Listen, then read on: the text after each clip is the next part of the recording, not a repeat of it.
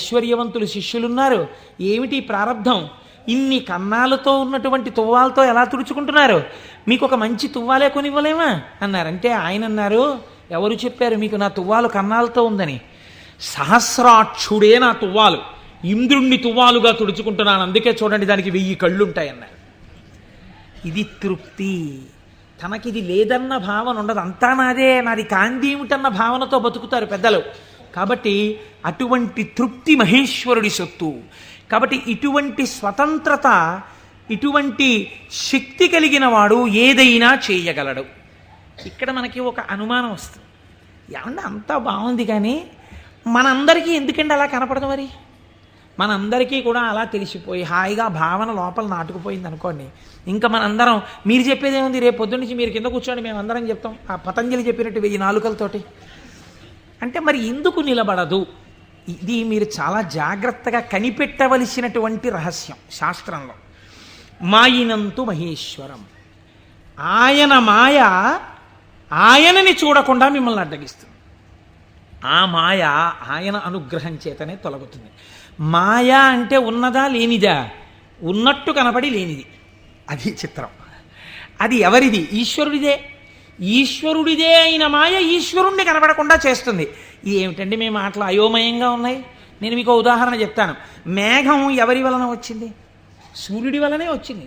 సూర్యుడు సముద్రములో ఉన్నటువంటి నీటిని లాగాడు, నీటిని లాగితే నీటి ఆవిరిగా వచ్చి మేఘం ఏర్పడింది. ఈ మేఘం సూర్యుడికి అడ్డొచ్చింది. ఇప్పుడు సూర్యుడు కనపడ్డా?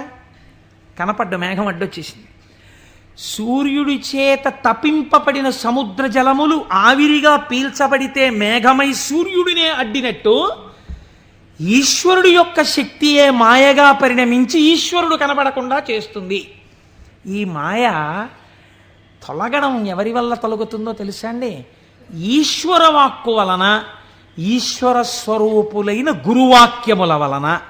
నిరంతర గురువాక్య శ్రవణమే మాయ తొలగుటకు సాధనము.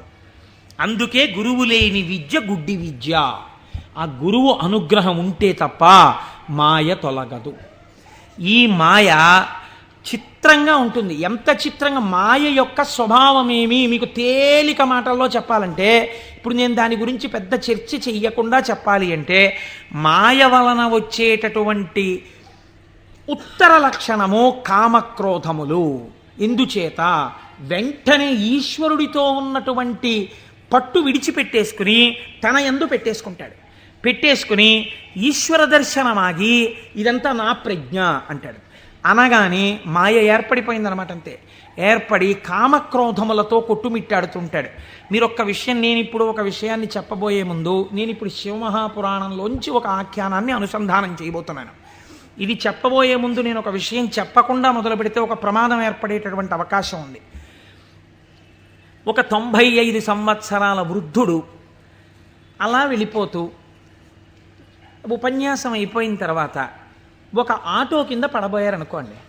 చూసిన వాళ్ళు, అయ్యయ్యో తాతగారు అదేంటండి అలా ఆటో కనపడలేదా మీకు అంత లైట్ వేస్తే?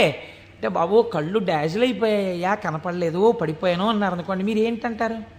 గబగబా ఎత్తి తీసుకొచ్చి పక్కన కూర్చోబెట్టి, తాతగారు ఏమైనా దెబ్బలు తగిలాయా అండి అని ఆటో పిలిచి మాట్లాడి వారిని వారి ఇంటికి పంపిస్తారు. నాలాంటి ఒక దుఃఖపోతూ ఇలా అడ్డు పెట్టి ఆటో కింద పడ్డాడు అనుకోండి, మీరు ఏమంటారు? ఏమయ్యా ఆ మాత్రం చూసుకోలేవా ఏంటి, అలా వెళ్ళిపోయి పడిపోయేటి అంటారు కదా. ఒక అజ్ఞాని పడిపోయాడు అనుకోండి, అది పెద్ద విశేషంగా మీరు చెప్పక్కర్లా. ఎంతటి మహాత్ములు కూడా మాయకి ఎలా పడిపోతూ ఉంటారో మీరు తెలుసుకున్నారనుకోండి, దానికి ఎంత శ్రద్ధ అవసరమో మీకు అర్థమవుతుంది. కాబట్టి అలాంటివి చెప్పేటప్పుడు ఏ కోటేశ్వరరావు లాంటి వాడో కామమునకు వశుడైనాడు, క్రోధమునకు వశుడైనాడు అని చెప్తే అది పెద్ద విశేషం ఏంటంటే వాడు అలాంటి వాడే అంటారు. కాదు, ఒక మహాపురుషుడు అలా వశుడైనాడు అనుకోండి. అందుకే వాళ్ళు మహాత్ములు ఎవరు తమ జీవితంలో సంఘటనలు దాచరు, రాసేస్తారు. మహాత్మా గాంధీ గారు జీవితంలో ఆటోబయోగ్రఫీ రాసుకున్నప్పుడు చెప్పుకున్నారు, చంద్రశేఖర పరమాచార్య స్వామి 73వ ఏట ఇప్పటికీ నన్ను ఆశ అప్పుడప్పుడు పట్టుకునే ప్రయత్నం చేస్తూ ఉంటుందని చెప్పుకున్నారు. మహాత్ములు దాచరు. కనుక చూడండి, శివమహాపురాణం మీకు ఈ జ్ఞానాన్ని ఉపదేశించడానికి ఒక అద్భుతమైన ఘట్టాన్ని తీసుకొచ్చి బోధ చేసేటటువంటి ప్రయత్నాన్ని ప్రారంభం చేస్తోంది. ఒకానొక సమయంలో నారద మహర్షి హిమవత్పర్వతము యొక్క క్రింది భాగమునందు గంగానది ప్రవహించేటటువంటి ప్రాంతంలో పరమశివుడు ఎక్కడ కూర్చుని తపస్సు చేశాడో అటువంటి గుహలో కూర్చుని పరబ్రహ్మమును గూర్చి తపస్సు చేశాడు. తపస్సు చేస్తున్నప్పుడు ఇంద్రుడు మన్మధుణ్ణి పిలిచి ఒక మాట చెప్పాడు. తపస్సు చేస్తున్నాడా? తపస్సు అంటే భగవంతుని యందు మనస్సు లగ్నమై ఉండాలి. అది చంచలమవుతుందా లేదా పరీక్ష చేస్తుంటారు. కనుక నువ్వు వెళ్ళి వికారములను ఇంద్రియములకు చూపించి వశుడవుతాడేమో చూడమన్నారు. అంటూ ఇంద్రుడు అన్నాడు, హిమశైల గుహాయాం హి మునిస్తపతి నారద మనసోద్దిశ్య విశ్వేశం మహాసంయమవాన్ దృఢ. అడుగోనయా, మహాసంయమవాన్ సంయమి అయినటువంటి నారద మహర్షి తపస్సు చేస్తున్నాడు. మన్మథ నువ్వు అక్కడికెళ్ళి ప్రలోభ పెట్టి ఆయన తపస్సు భగ్నమయ్యేటట్టుగా చూడు. అగ్నియందు తప్తమైతే కదండి బంగారానికి కాంతి. పరిస్థితులను తట్టుకుని నిలబడినప్పుడు కదండి వాడు బ్రహ్మర్షి అవడం. కాబట్టి ఆ తపస్సుకి విఘ్నం పెట్టడం, ఆ తపస్సు సిద్ధించడానికి బాగా పుటం పెట్టడమే నా దృష్టిలో. ఇప్పుడు మన్మధుడు వెళ్ళాడు, ఏదో ప్రయత్నం చేశాడు, ఆయన ఏం లొంగలేదు. నారద మహర్షి యొక్క తపస్సు సఫలీకృతమైంది. ఆ తపస్సు పూర్తి చేసి ఆయన బయటికి వచ్చారు. చిత్రం చూడండి, ఇంతసేపు అన్నిటినీ విడిచిపెట్టి ఒక గుహలో కూర్చొని పరబ్రహ్మానుసంధానం చేసి గొప్ప తపస్సు చేసినటువంటి నారద మహర్షి ఎక్కడికి వెళ్ళారు? ఎవరి గురించి తపస్సు చేశారో వారిని సాకారముగా చూడ్డానికి కైలాస పర్వతానికి వెళ్ళారు. వెళ్ళి ఏమని చెప్పాలి? ఈశ్వర, మీ అనుగ్రహం నా చేత తపింపచేసి తపస్సునందు నాకు సాక్షాత్కరించి నాకు జ్ఞానభిక్ష పెట్టారని చెప్పాలి. కానీ ఆయన వెళ్ళి అన్నాడు, ఇది మాయ కమ్మడం అంటే ఎంత గమ్మత్తుగా ఉంటుందో చూడండి.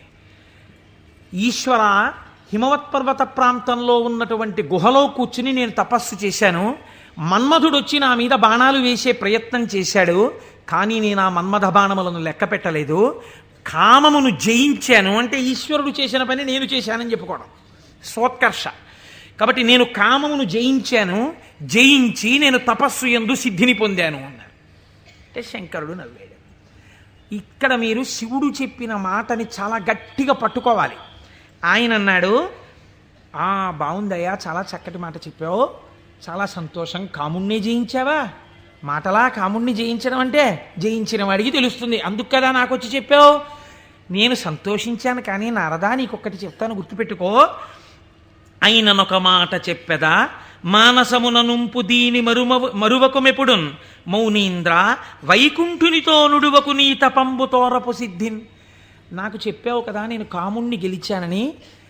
నీకు అలవాటు కదా, వైకుంఠానికి కూడా వెళ్ళి నారాయణ దర్శనం చేస్తావు. ఉన్నది ఒక్కటే పరబ్రహ్మమైన అన్ని రూపాలుగా చూడడంలో నీకు ఆనందం. అక్కడ మాత్రం ఇలా చెప్పకే, నా దగ్గర చెప్తే చెప్పావు అన్నారు. ఏదో ఇలాగే చెప్తాడు ఈ పెద్ద ఆయన, ఏడు పెద్ద పట్టించుకునేది అనుకున్నాడు. గురువుల మాట తిరస్కరించడం అంటే ఇదే. అనుష్ఠానములోకి రాని విద్య, అది శ్రవణమునకు పనికొస్తుంది అంతే. సినిమా కథలా ఎందుకది? అనుష్ఠానంలో పెట్టినప్పుడు ఎందుకు ఇంకా వేదాంత విద్య? ఇప్పుడు ఆయన బయలుదేరి ఎవరి దగ్గరికి వెళ్ళాడు? ఈయన దగ్గర నుంచి ఆయన దగ్గరికి వెళ్ళేటప్పుడు మధ్యలో తండ్రి గారు సృష్టికర్త దగ్గరికి వెళ్ళాడు. ఎవరు అసలు కాముణ్ణి గెలిచాడో ఆయన దగ్గరికి వెళ్ళి నీతో నేను ఈక్వల్ స్టేటస్ పొందానని చెప్పడం సంతోషం. అందులో ముందు శివుడి దగ్గరికి వెళ్ళాడు, తర్వాత నాన్నగారికి చెప్దాను లేని తండ్రి గారి దగ్గరికి వెళ్ళాడు. ఈ మాట నువ్వు శ్రీమన్నారాయణుడికి చెప్పకేం వైకుంఠంలో అన్నదాన్ని అసలు లక్ష్యమే పెట్టలేదు. అందుకని బ్రహ్మగారి దగ్గరికి వెళ్ళి ఈ మాట అడగలేదు. ఎందుకండి శివుడు ఇలా అన్నాడు అని అడగలేదు. అడగకుండా వెళ్ళి మళ్ళీ ఇదే చెప్పాడు బ్రహ్మగారి దగ్గర. నాన్నగారు నేను తపస్సు చేశానండి, మన్మధుడు వచ్చి బాణాలు వేశాడండి, అయినా నేను చెల్లించలేదండి, కాముణ్ణి గెలిచాను, తపస్సు యందు సిద్ధిని పొందాను అన్నాడు. అంటే బ్రహ్మగారు అన్నాడు, ఊరే నాన్న అలా అనకూడదురా, నేను నీకో మాట చెప్తాను విను. మున్నట శంకరుండు తపముల్ ఒనరించుచున్న మన్మధుండన్నిటలాక్షు గెల్వచని అంతము చెందే తదీయదేవి ఆ పన్నగ భూషణం కొలిచి భర్తననుంగునిగాగనుందే ఆ పుణ్యపు భూమి శాంకర విభూతి జయించితి నీవు కాముని. నువ్వు ఎక్కడ కూర్చుని తపస్సు చేశావో అక్కడ ఇతపూర్వం పరమశివుడు కూర్చుని తపస్సు చేశాడు. అక్కడికి మన్మధుడు వస్తే ఆయన తన మూడవ కంటి మంట చేత మన్మధుణ్ణి కాల్చేశాడు. మన్మధుడు బూడిదైపోయాడు. రతీదేవి ప్రార్థిస్తే వేరొక రూపంతో నీ భర్త నీకు కనపడతాడని వరం ఇచ్చాడు. ఆ ప్రాంతంలో మన్మథ బాణములు పనిచెయ్యకపోవడానికి కారణం ఇతపూర్వం శంకరుడు తపస్సు చేయడం. అక్కడికెళ్ళి కూర్చుని నువ్వు తపస్సు చేసి నేను గెలిచానంటావేమిటి? అలా చెప్పకూడదు, తప్పది. అందుకని నేను కాముణ్ణి గెలిచాననుకో, నువ్వు కాముణ్ణి గెలవడానికి కారణము ఇతపూర్వము ఈశ్వరుడు అక్కడ తపించుట. అది శివప్రజ్ఞ, నీ ప్రజ్ఞ కాదు, నువ్వు అలా అనకు అన్న. అంటే మనం ఏదైనా సాధిస్తే ఇది ఈశ్వరానుగ్రహము చేత సాధింపబడినది అనాలి. అంతేకాని నారదుడు తప్పు చేశాడని మనం ఇంటికి వెళ్ళిపోతే ఇంకెందుకు? ఆయనకి తీర్పు చెప్పడానికి మనం అక్కర్లేదు. మనం కూడా ఏదైనా సాధించినప్పుడు ఇది ఈశ్వరానుగ్రహముతో సాధింపబడినది అన్నమాట మాత్రమే వాడాలి తప్ప మన యందు నిక్షేపించుకోకూడదన్నని. బ్రహ్మగారు ఈ మాట చెప్తే ఏమిటో నాన్నగారు కూడా ఇలాంటి మాటలన్నీ చెప్తారు. శంకరుడు తపస్సు చేస్తే మాత్రం నా మీద బాణాలు ఇస్తే నేను తట్టుకున్నానా లేదా? ఆయన చెప్పద్దని చెప్పాడు, విష్ణుమూర్తికి చెప్పక ఈ మాట అన్నాడు. ఎందుకని మీరు బాగా గుర్తించాలి. శాంభవీ మాయ, వైష్ణవ మాయ అని రెండు మాటలు వాడతారు. పరమశివుడి భార్యగా శాంభవి ఏ మాయ స్వరూపంలో ఉంటుందో అదే వైష్ణవ మాయగా ఉంటుంది పురుష స్వరూపంతో ఉంటే. నువ్వు ఈ మాటలు చెప్తే నీకు బాగా అనుభవంలోకి వచ్చేటట్టు ఒకసారి దింపి పైకెత్తుతాడు, బాగా అనుభవంలోకి వస్తుంది, కొత్త కథ వస్తుంది. ఎందుకు వచ్చింది అక్కడ చెప్పకని చెప్పాడు ఆయన. పెద్ద బుద్ధితో చెప్పాడు, వినాలి కదా ఆయన. ఆయనకి మాయలో దిగి ఓసారి తొట్టుపడ్డమే బాగా నచ్చింది. మన బుద్ధి నారదుడి మీద పెట్టి చెప్పకూడదు, ఆయన మహానుభావుడు. నారదుడంటేనే జ్ఞానం, అంతటి వాడికి తప్పలేదు మాయ. ఇప్పుడు ఆయన వైకుంఠానికి వెళ్ళాడు. వైకుంఠానికి వెళ్ళి గబగబా ఎదురొచ్చి, ఏమిటి నారదా ఈ మధ్య కనపట్టలేదు అని ఎదురొచ్చాడు నారాయణుడు. ఎదురొస్తే ఏం చెప్పమంటారు స్వామి, నేను తపస్సు చేశాను, మన్మధుడు వచ్చి నా మీద బాణాలు వేశాడు, నేను చెల్లించలేదు, నేను తపస్సునందు సిద్ధి పొందానన్నాడు. అయిపోయింది, చెప్పద్దన్న చోట చెప్పేశాడు. అనకరా అన్నమాట అనేశాడు. ఏమొచ్చింది ఇప్పుడు దానివల్ల? నేను వెంకటాచలంలో దర్శనం 3 మాటలు చేశానండి. ఈ లైన్లోంచి వెళ్తున్నప్పుడు బయటికి వచ్చేసే లైన్లోంచి లోపలికి పంపించే లైన్లోకి దూరిపోయి 2 మాటలు దర్శనం చేసుకున్నాను అన్నారు అనుకోండి. అది పాపమా పుణ్యమా మీరు ఆలోచించండి. ఈశ్వరుణ్ణి దొంగచాటుగా మీకు ఆ టిక్కెట్టు మీద ఒక్కసారి చూసిరా, మీకు ఎంత దర్శనం లభ్యమైతే కోట్ల జన్మలు తపించిన వాళ్ళకి దొరకని ఈశ్వరుడు నాకు ఈ మాత్రం లభించాడని సంతోషంగా బయటకు వస్తే కృతార్థత. దొంగతనంగా దూరిపోయి 2వ మాట వెళ్ళొస్తే నాకు మీకు తెలియదేమో, ఈశ్వరుడికి తెలియదండి, వెంకటేశ్వరుడికి. అంటే దొంగతనంగా 2వ మాట వచ్చావా నన్ను చూడ్డానికి అని దానికి తగిన ఫలితం ఆయన ఇస్తే ఏమవుతావు? ఎందుకు వచ్చినల్లది? ఇవే అక్కర్లేని పనులు, చెయ్యొద్దన్న పనులు చేయడం అంటే ఇలాగే ఉంటాయి. కాబట్టి ఆయనకి చెప్తే ఆయన వెంటనే అన్నాడు, అబ్బబ్బబ్బ ఎంత గొప్ప పనో, ఏది మళ్ళీ చెప్పు అన్నాడు. నేనండి తపస్సు చేసి మన్మథ బాణాలు పడితే లొంగకుండా సిద్ధి పొందాను. అబ్బా ఎంత గొప్ప విషయమయ్యా నారదా, ఎంత సంతోషంగా ఉందో నాకు. ఎవరు చేయగలరాయా ఈ పని? శివుడు చేశాడు, నువ్వు చేశావు. ఆయనకి అర్థమైపోయింది. ఓహో, అంటే ఇప్పుడు ఈయనకి బాగా పుటం పెట్టి జ్ఞానము లోపల నిలబడేటట్టుగా చెయ్యవలసిన అవసరం ఏర్పడింది. అంతేకాని ఆయన్ని చిన్నబుచ్చడం కాదు, తొట్టుపడకుండా నిలబెట్టాలి మనం అయితే ఇప్పుడు. కాబట్టి చాలా సంతోషమో అని కౌగిలించుకుని వెళ్ళిరా అన్నాడు. ఇప్పుడు మాయ ప్రారంభం అయిపోయినట్టే కదండి, అది నడిపిస్తుంది ఎటు వెళ్ళాలో. ఈయన బయలుదేరి వెడుతున్నాడు. వెడుతూ ఒక రాజ్యంలోకి వెళ్ళాడు. ఆ రాజ్యాన్ని పరిపాలించేటటువంటి రాజు పేరు శీలనిధి, ఆయన కుమార్తె పేరు శ్రీమతి. వెళ్ళి ఆ శీలనిధి అనబడేటటువంటి రాజు యొక్క అంతఃపురంలోకి వెళ్ళాడు. మహానుభావుడు నారదుడు వచ్చాడన్నాడు, స్వాగతం చెప్పారు, పాదములు కడిగారు, తీసుకొచ్చారు, కూర్చోపెట్టారు. వాళ్ళ అమ్మాయిని తీసుకొచ్చారు. అమ్మాయినికి నమస్కారం చెయ్యమ్మా అన్నారు. ఆ పిల్ల నమస్కారం చేసింది. మా పిల్లకి ఎటువంటి వరుడు వస్తాడో చెప్పండి అన్నారు. ఆ పిల్ల యొక్క చెయ్యి చూసి త్రికాలవేది నారదుడంటే తెలియందేముందండి. ఆయన అన్నాడు, లక్ష్మీదేవికి భర్త ఎవడో, ఎవడు సర్వవ్యాపకుడో, ఎవడు నిరంతరము లోకము చేత పూజింపబడుతుంటాడో, ఎవడు మహానుభావుడో అటువంటి శ్రీ మహావిష్ణువుకు ఈమె ఇల్లాలవుతుంది అన్నాడు. అక్కడ వరకు బాగా చెప్పాడు. కానీ ఆమెని చూడగానే కామాన్ని కదా గెలిచానన్నాడు. ఈవిడ నా ఇల్లాలైతే ఎంత బాగుండో అనిపించింది. కానీ ఆవిడ జాతకంలో ఏముంది? శ్రీ మహావిష్ణువు భర్త అవుతారని ఉంది. ఈ అమ్మాయికి పెళ్ళి ఎలా చేద్దాం అనుకుంటున్నావు అని అడిగాడు. రేపు స్వయంవరం పెట్టామండి, స్వయంవరంలో ఈమె వరమాల వేస్తుంది అంటే విష్ణువు సాకారుడై వస్తాడు ఈ సభలోకి. ఇప్పుడు మళ్ళీ వెనక్కి తిరిగి వైకుంఠానికి వెళ్ళాడు. వెళ్ళి అయ్యా ఎవరికైనా చెప్పుకుంటే కొంచెం సిగ్గుచేటుగా ఉంటుంది. నా మనస్సు ఆ శ్రీమతిని పెళ్లి చేసుకోవాలి అని ఉవ్విళ్ళు ఉరిపోతోంది. ఆమె నాకు దక్కకపోతే మన్మథబాణముల చేత చచ్చిపోతాను. ఎవరండి ఇంతకు ముందు వచ్చి చెప్పినప్పుడు ఏం చెప్పాడు? మన్మథబాణములను గెలిచి తపస్సునందు సిద్ధి పొందానని చెప్పినవాడు వెనక్కి తిరిగి వెంటనే వచ్చి చెప్తున్నాడు ఇది మాయా అంటే. చూడండి, ఆమె నా ఇల్లాలు కాకపోతే నేను మన్మథబాణములకు చచ్చిపోతాను. నన్ను బతికించవయ్యా. నేను బతకాలంటే నీ రూపం నాకు రావాలి. నీ రూపం నాకు వస్తే ఆమె నా మెళ్ళలో మాల వేస్తుంది. అప్పుడు పెళ్లి చేసుకుంటాను. అందుకని నీ రూపం నాకు ఇవ్వా అని అడిగాడు. అడిగితే ఆయన మహానుభావుడు శ్రీ మహావిష్ణువు. ఆయన ఎంత చమత్కారం చేశాడో చూడండి. హరియొసగెన్మునిక మనోహరమగు తన మేని రూపు నర్రు వరుకు బైహరి శిరసున్ కూరిచే ఇది అరయక ముని కూరుచుండె అచట మురియుచున్. హరి శరీరాన్ని ఇచ్చాడు, హరిశిరస్సుని ఇచ్చాడు. హరి అంటే రెండు అర్థాలు. హరి అంటే పాపములను హరించే శ్రీ మహావిష్ణువు, హరి అంటే కోతి. హరి శరీరాన్ని కింద వరకు ఇచ్చాడు, కోతి తలకాయని పైనిచ్చాడు.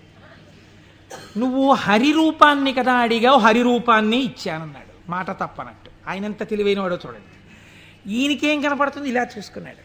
శ్రీ మహావిష్ణువు చేతులు, శ్రీ మహావిష్ణువు రంగు, శ్రీ మహావిష్ణువు కౌస్తుభం, ఆ వనమాల, ఆ పట్టుపంచ, ఆ కుర్చీళ్ళు అన్నీ శ్రీ మహావిష్ణువు. తన ముఖం తనకు కనపడదుగా.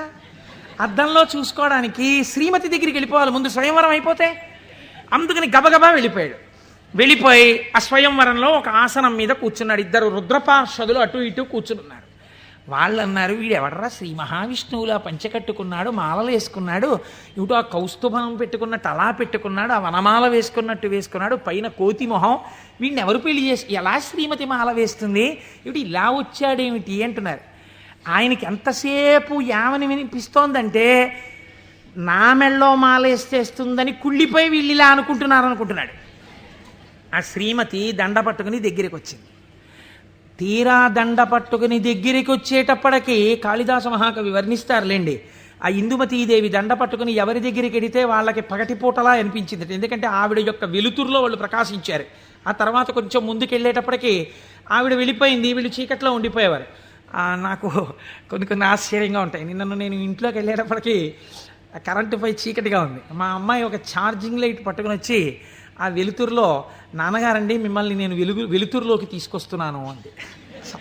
చాలా గొప్ప మాట అమ్మా అన్నాను. అంటే ద్వంద్వార్థములతో మాట్లాడింది. చాలా సంతోషం తల్లి, ఫోన్లే నా కూతురి చేత నేను వెలుగులోకి వచ్చినా చాలా గొప్పవాడినే కదా. అందుచేత ఆయన అలా ఆ శ్రీమతి దగ్గరికి వచ్చింది. దగ్గరకు వస్తే నాకే మాల వేస్తుంది అని సంతోషపడిపోయాడు ఆయన. ఆ పాపం నా శిరస్సు అందదేమో అని కొంచెం వంచాడు. ఆవిడ ఇలా చూసి భృకుటి ముకులించి ఏమిటి కోతి శిరస్సు ఏమిటి, రూపం ఏమిటి అనుకుని వెళ్ళిపోయాడు. ఈలోగా రావలసిన శ్రీహరి రాజకుమారుడి వేషంలో వచ్చాడు. ఆవిడ గుర్తుపట్టింది, మాల తీసుకెళ్ళి శ్రీమన్నారాయణుడి మెడలో వేసేసింది. ఈవిడ్ని తీసుకుని ఆయన చక్కబోయాడు వైకుంఠానికి. ఈయనకి ఎక్కడ లేని బాధ కలిగింది. ఈలోగా పక్కనున్న రుద్రపార్షదులు ఇద్దరు అన్నారు, ఏమయ్యా నీకు ముందే చెప్పాము, కోతి మొహం వేసుకుని సభలోకి వచ్చావేమిటయ్యా అని నిన్నెవరు పెళ్లి చేసుకుంటారనుకున్నావయ్యా అన్నారు. అనేటప్పటికీ వాళ్ళిద్దరికీ కూడా మీరు రాక్షసయోనుల యందు జన్మించెదరుగాక అని శపించాడు. తప్పెవరిది? ఒప్పు చెప్పిన వాళ్ళెవరు? ఒప్పు చెప్పిన వాడికి తపఫలితంతో శాపం ఇచ్చాడు. మాయా ప్రభావము కామక్రోధముల యందు ఎలా తిప్పుతుందో చూడండి. శపిస్తే వాళ్ళెటువంటి స్థితిలో ఉన్నారు? ఇదంతా శివేచ్ఛ అని వాళ్ళు నమ్మారు. ఇది పరమభక్తి. వాళ్ళకి ఆ కష్టమే వచ్చినా ఇది కూడా ఈశ్వర శాసనమే అనుకున్నారు. వారులు జ్ఞానధనము చేకూరిన వారౌటమదిని కుందకయే శివేచ్ఛారీతి నడచునని అన్నారదునిన్ దూరరైరి నడచి రెచటికో. వాళ్ళు ఇదేమిటయా మమ్మల్ని ఇలా శపించావు, నువ్వు కోతి మొహం పెట్టుకుని వచ్చి అని చెప్పి తిరిగి శపించకుండా ఇది కూడా శివేచ్ఛే అని వాళ్ళు వెళ్ళిపోయారు. వాళ్ళు మహాజ్ఞానులు. ఇప్పుడు ఈయన గబగబా మళ్ళీ వైకుంఠానికి వెళ్ళాడు. వైకుంఠానికి వెళ్ళి ఎంత పనిచేశావయ్యా శ్రీమన్నారాయణ, నీ రూపం నాకు ఇమ్మని అడిగాను, హరి రూపం ఇమ్మని అడిగితే హరి రూపం హరి శిరస్సు కోతి శిరస్సు పెట్టావు. దానివల్ల శ్రీమతిని నువ్వు పెళ్లి చేసుకున్నావు, నాకు కాకుండా చేశావు. నన్ను ఎంత అవమానాలు పాలు చేశావు. ఇది రేపు పొద్దున శివపురాణంలోకి ఎక్కేస్తుంది. ఓ చేతకానికి కోటేశ్వరరావు చెప్పడం మొదలెట్టేస్తాడు. నా బతుకు బజార్లో పెట్టేశావు నిన్ను వచ్చి అడిగినందుకు. ఎంత రహస్యంగా అడిగాను, దానికి ఎంత కథ సృష్టించావు. చూడు నా కడుపు ఎంత మండిపోతుందో. మరియున్ వానర ముఖమును సరియని నాకిచ్చినట్టి చందమునకు వానరులే శరణం బౌదురు నరుడవు నీ వగుచు వగగ నంగల అవని.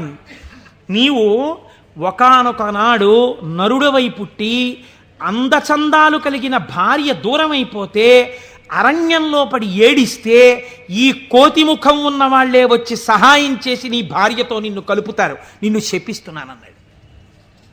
మహానుభావుడు కనుక శ్రీమన్నారాయణుడు దాన్ని కూడా లోకానికి ధర్మ మార్గం నేర్పడానికి రామావతారమునందు సీతావియోగంగా తీసుకున్నారు.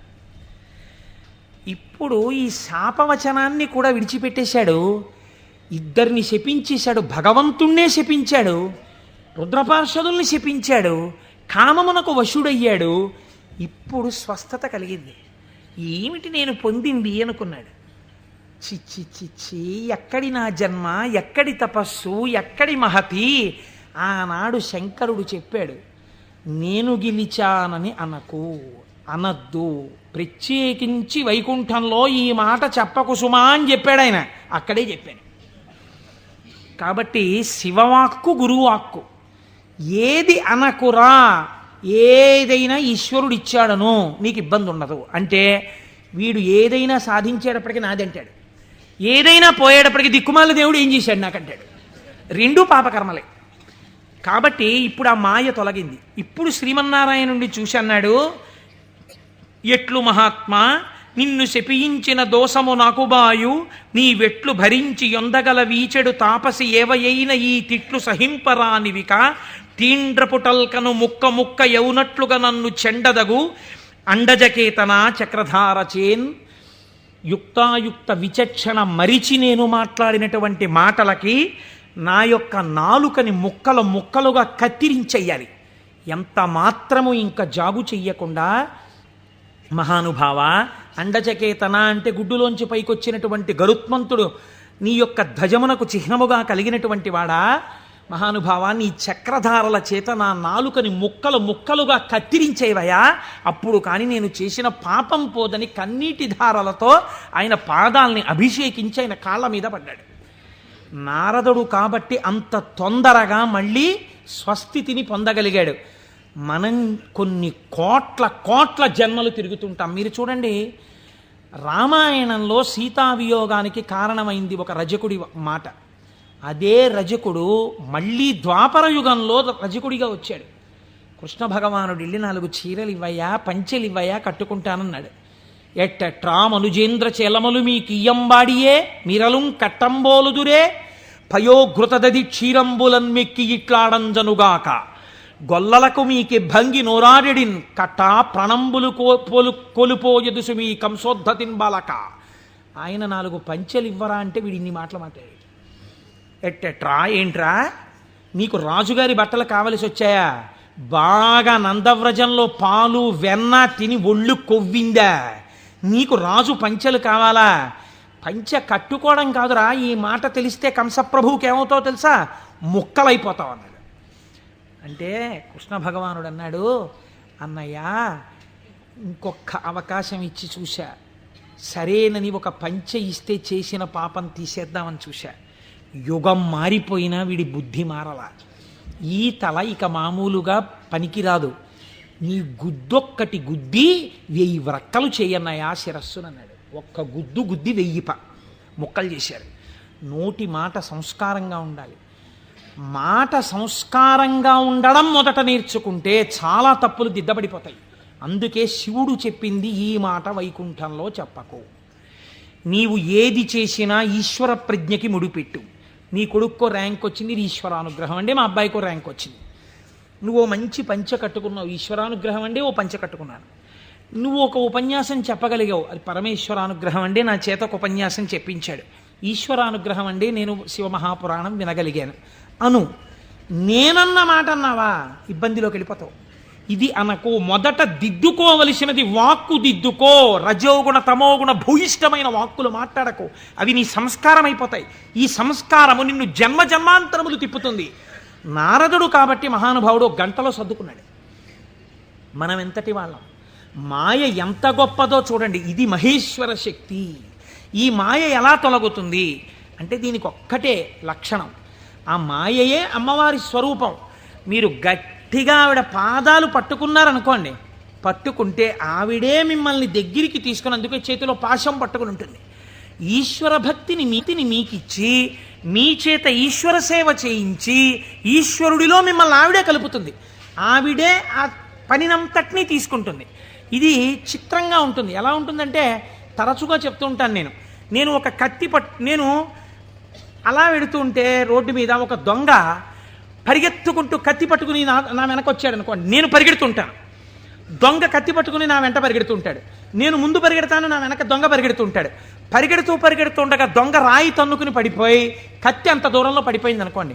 ఇప్పుడు నేను నిజానికి దొంగనేం చేయగలిగిన ధైర్యం నాకేం లేదు, కానీ కత్తి తీసుకుని ఇలా నిలబడ్డాను. నేను దొంగ పరిగెడుతున్నాడు. ఇప్పుడు ఎందుకు పరిగెడుతున్నాడు? దొంగ చేతి కత్తి నా చేతిలోకి వచ్చింది. ఇన్నాళ్ళు మిమ్మల్ని తిప్పిన కామం, ఆ కామపాశాలు అమ్మవారి పాదాలు పట్టుకుంటే భక్తి పాశాలుగా మారిపోయాయి. ఈ మార్పుకి మీరు అమ్మవారి పాదాలు పట్టుకుంటే చాలా ఆవిడ మాయాశక్తి. ఇటు తిప్పిన ఆవిడ అటు తిప్పేస్తుంది. మాయాపాశాన్ని భక్తిపాశం చేసేస్తుంది. లోకమునందు తిరిగిన పంచతన్మాత్రల్ని ఈశ్వరుడి వైపుకి తిప్పేసి ఈశ్వరుడిలో కలిపేస్తుంది. కాబట్టి ఇప్పుడు మీరు మాయా అన్న అవనికని పైకెత్తి శివుడితో కలుపుతుంది.